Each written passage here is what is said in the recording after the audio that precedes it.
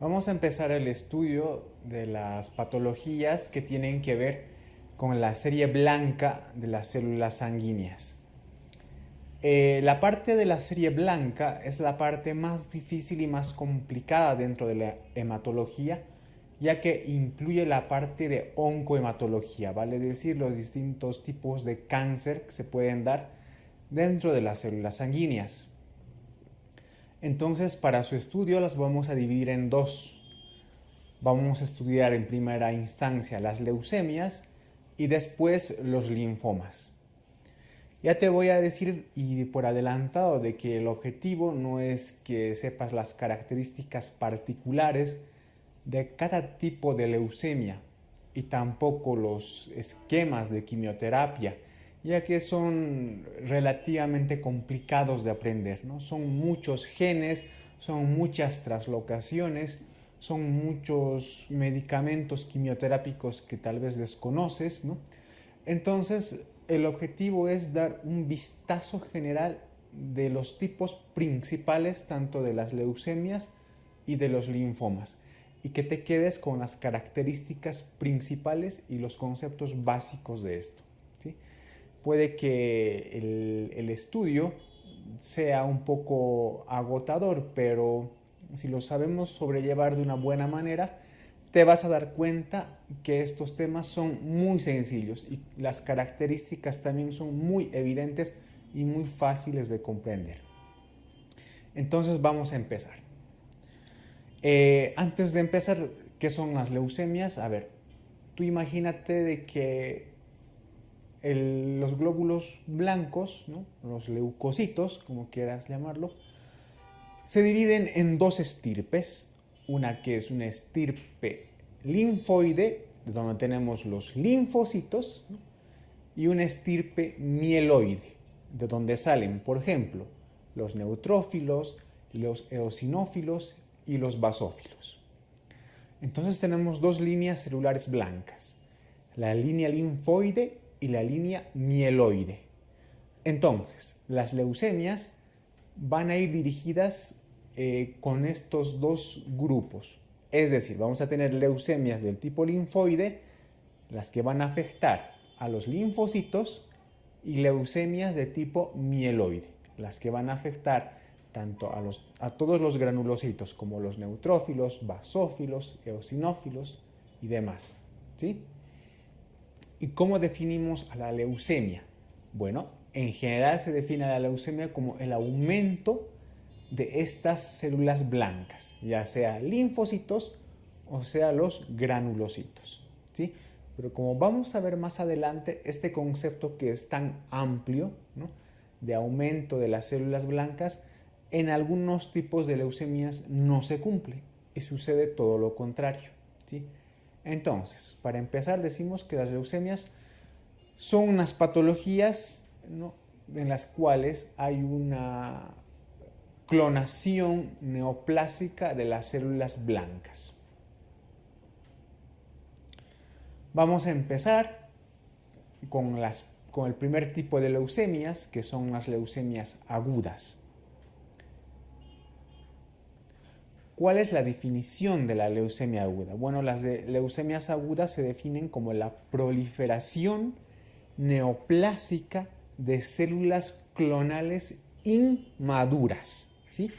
Estas células clonales inmaduras las vamos a denominar blastos, ¿sí? Los blastos. Entonces, recuerda, es una proliferación neoplásica de células clonales inmaduras. A esas células inmaduras las llamamos blastos. ¿Dónde proliferan? Evidentemente en la médula ósea, ¿no? Supongamos que esto es un hueso y aquí tenemos una pequeña sección de la médula ósea. Entonces, en esta sección hay distintos tipos de células, ¿no?, las que van a formar las plaquetas, los eritrocitos y por supuesto los glóbulos blancos. Estos blastos, ¿no?, los que ves aquí en las fotografías, que son células inmaduras, van a invadir toda la médula ósea.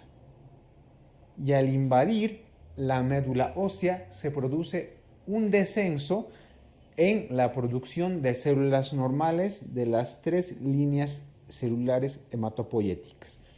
¿Qué quiero decir con esto? Los blastos invaden la médula ósea y hay un descenso de los eritrocitos, de las plaquetas e incluso de algunos leucocitos. ¿Cuál es la etiología de las leucemias agudas? Bueno, entre los principales tenemos a los factores genéticos. Se ha demostrado que las enfermedades hereditarias que cursan con alteraciones cromosómicas tienden mayor a desarrollar una leucemia aguda, ¿sí? Otro factor para desarrollar este tipo de enfermedad son las radiaciones ionizantes, sobre todo en altas concentraciones. Hay compuestos químicos que están demostrados con la relación entre estas sustancias y la leucemia aguda, como por ejemplo la exposición al benceno, el óxido de etileno, ¿no? Y también en pacientes que han recibido quimioterapias previas, ¿sí? Las quimioterapias también son un factor para desarrollar una leucemia aguda. Por ejemplo, quimioterapias con melfalán, clorambucilo, antraciclinas, etc. Y también se ha vinculado a algunos agentes infecciosos, como el virus de Epstein-Barr o el virus ATHLB1, ¿sí? Entonces tenemos factores genéticos, factores ambientales como las radiaciones y compuestos químicos, quimioterapias previas y algunos agentes infecciosos como el virus de Epstein-Barr y el HTLV1. Bien, si tú te vas al texto, vas a ver una clasificación que es infame de las leucemias agudas. Y si consultas el libro del Harrison, vas a ver otra clasificación aún más infame de este tipo de leucemias. Y yo te recomiendo que esas clasificaciones solo le des un vistazo nada más y no te tomes el tiempo de memorizarlas, ya que son demasiado complejas, porque son muchos datos como translocaciones genéticas, etc. En términos generales para el estudio, ¿no? Te he indicado al principio que nosotros en las leucemias hablamos de 2 líneas celulares, mieloides y linfoides. Por tanto, nuestra clasificación super, hiper, mega básica, como quieras llamarla, va a ser esa. Vamos a clasificar las leucemias agudas en 2 tipos. Leucemias agudas mieloblásticas y leucemias agudas linfoblásticas. Las mieloblásticas en relación con la línea mieloide y las linfoblásticas en relación con la línea linfoide, ¿sí? Y te vuelvo a recalcar, esta no es una clasificación oficial, es una clasificación hiper mega básica.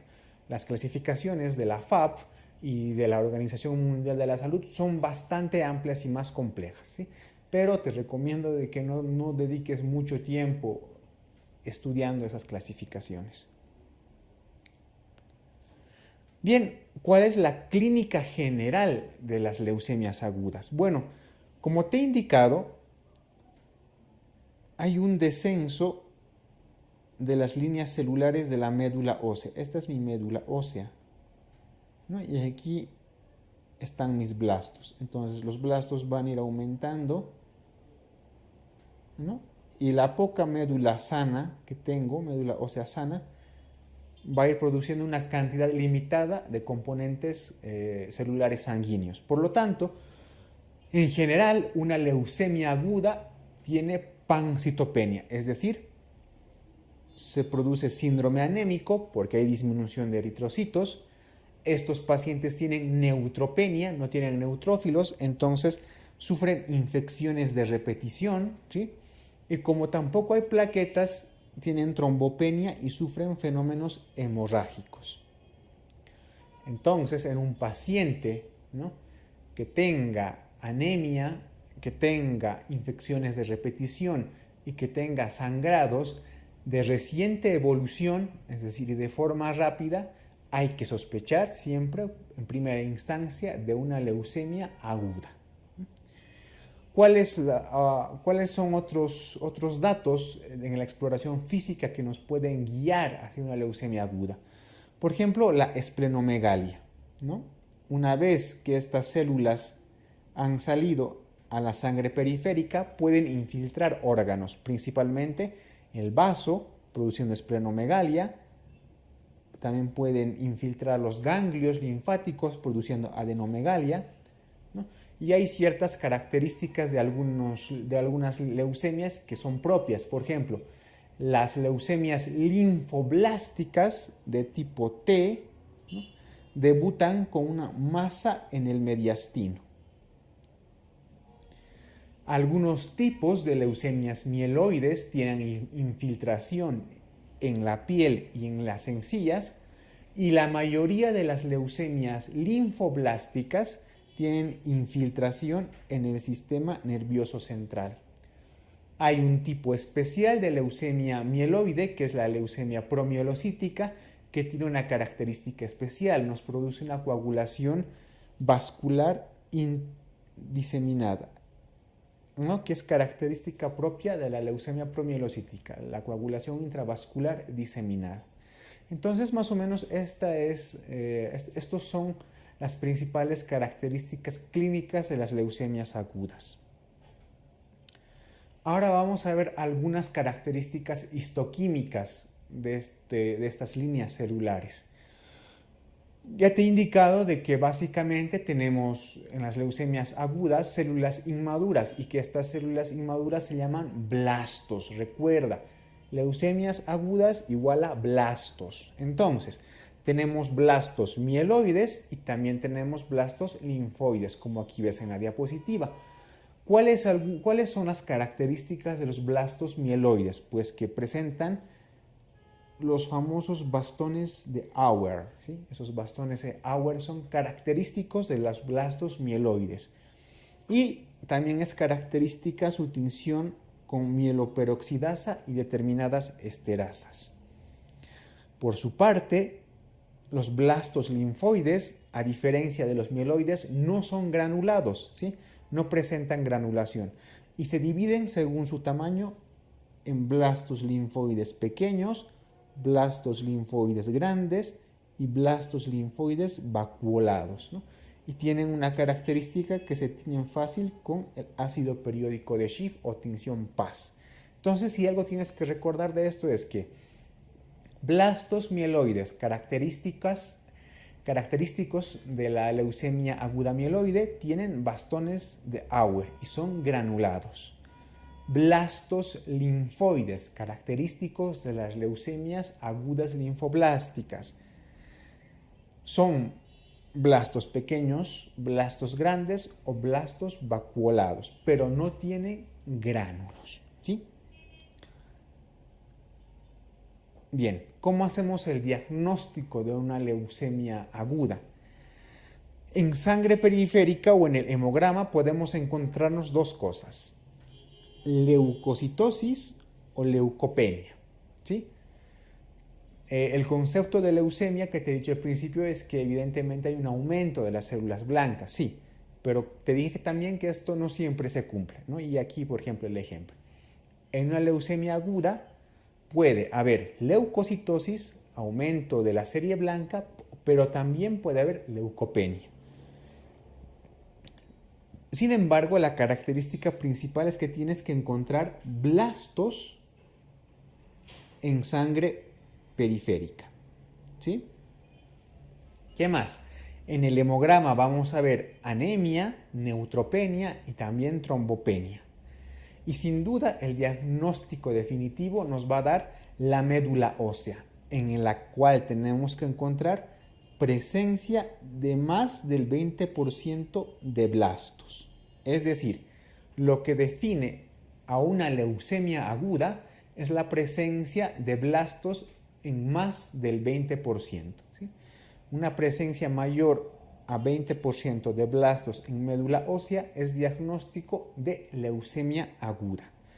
Y también en las características bioquímicas podemos encontrar aumento de la LDH y del ácido úrico.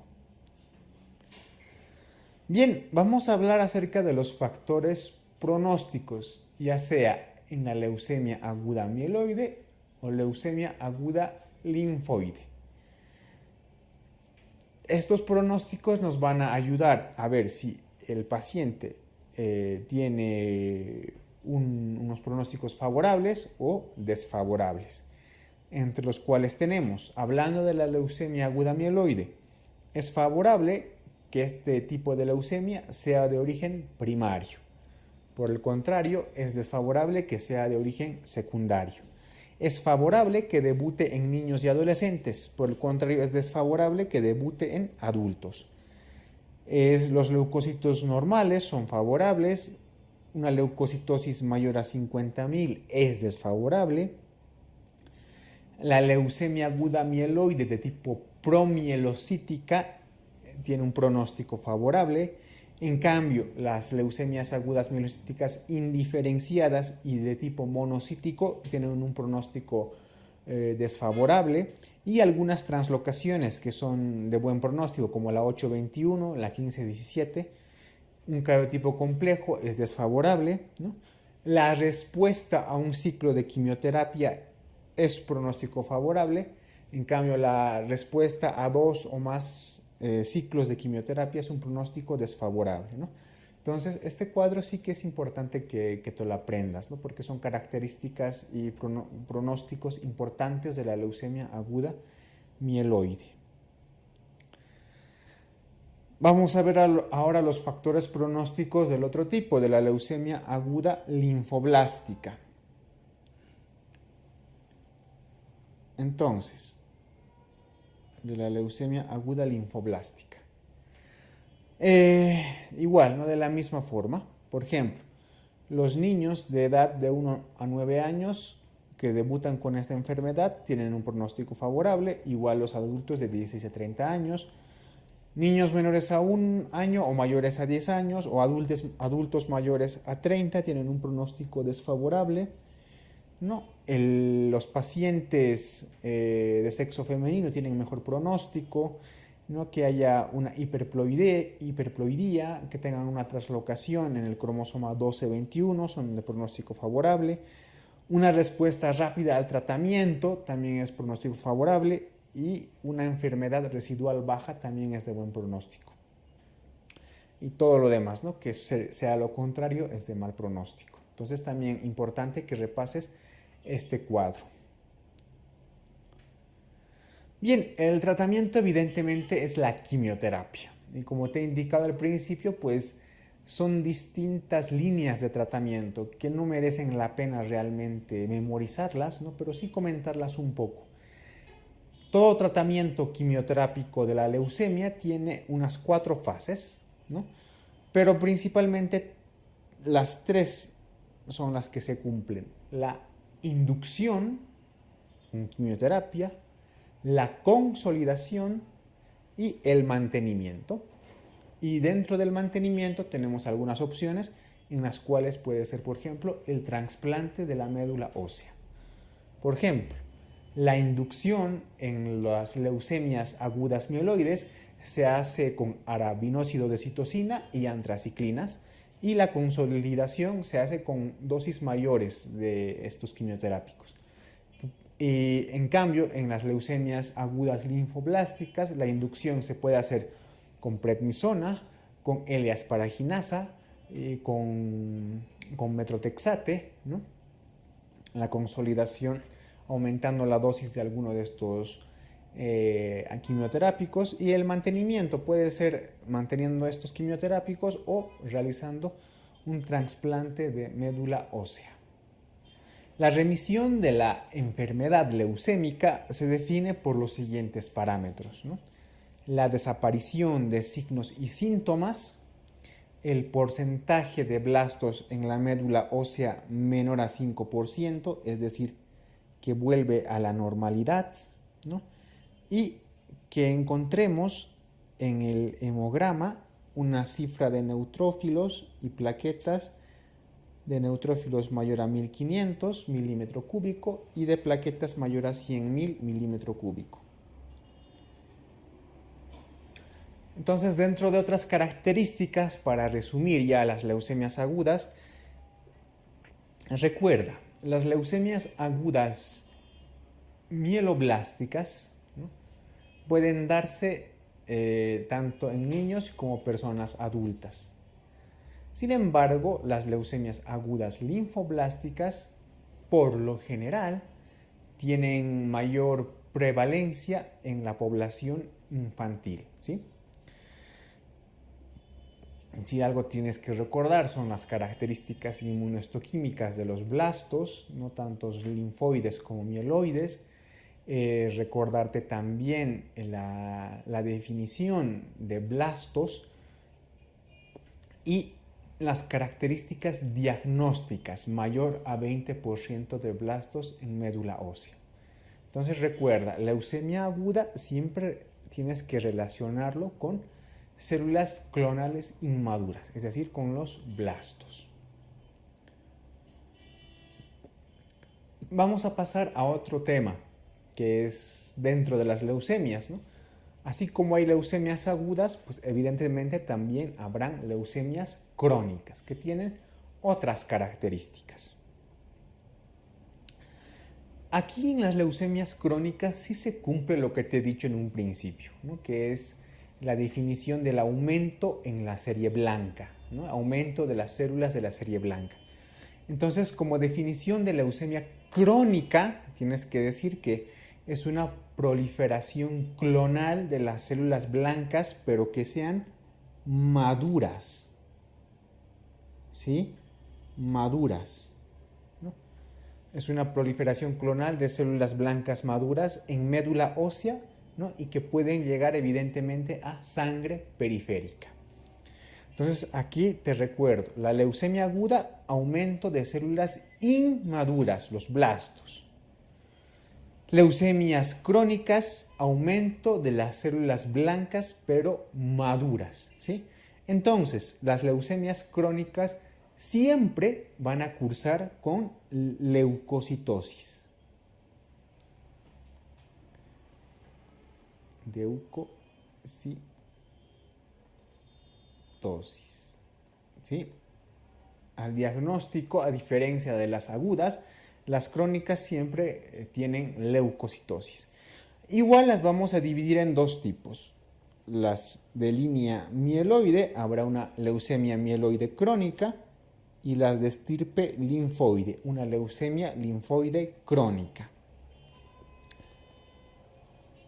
Como tú ves aquí en la imagen, por ejemplo, la línea mieloide, hay un montón de células mieloides, ¿no?, los granulocitos, con sus distintos núcleos, neutrófilos, basófilos, eosinófilos. Y por contraparte, tú ves en la imagen, en la leucemia linfoide crónica, la acumulación de los famosos linfocitos, que son células cuyo núcleo pareciera que estuviera ocupando todo el citoplasma, o sea, se ven así más o menos, ¿sí?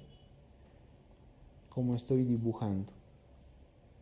Un núcleo grande que pareciera que ocupa todo el citoplasma, ¿sí? Bien, vamos a empezar a hablar un poco de la leucemia mieloide crónica. La leucemia mieloide crónica es la neoplasia mieloproliferativa clonal, caracterizado por un aumento ¿de qué? De la serie mieloide con una marcada leucocitosis. Es decir, van a estar aumentados neutrófilos, basófilos, eosinófilos y todas las líneas jóvenes, por ejemplo, los mielocitos, promielocitos, metamielocitos, etc.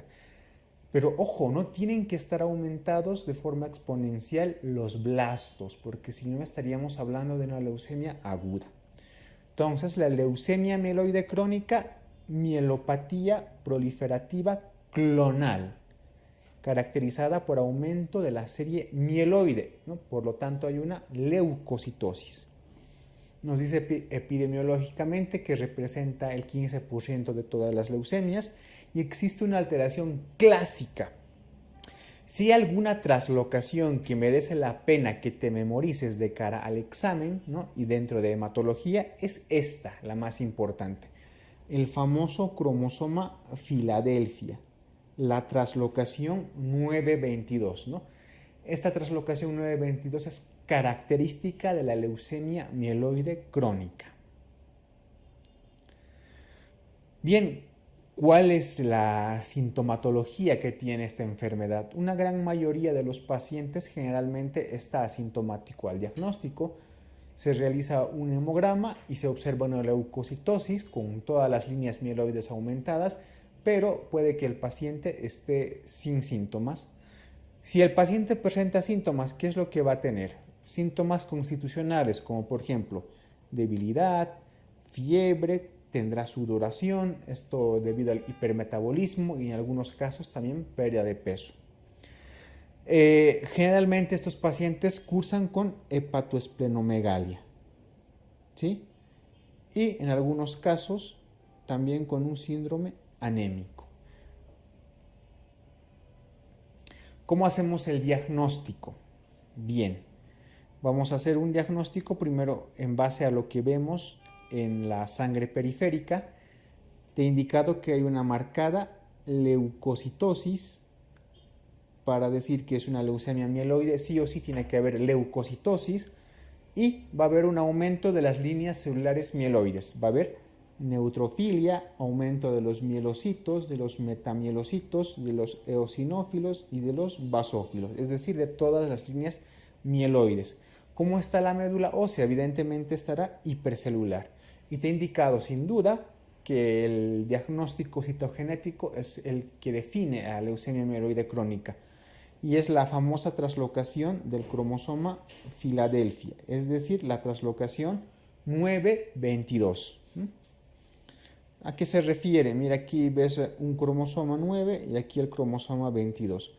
Una parte del cromosoma 9 se va al cromosoma 22 y a la inversa, una parte del cromosoma 22 se va al cromosoma 9. Esto se denomina traslocación, ¿no?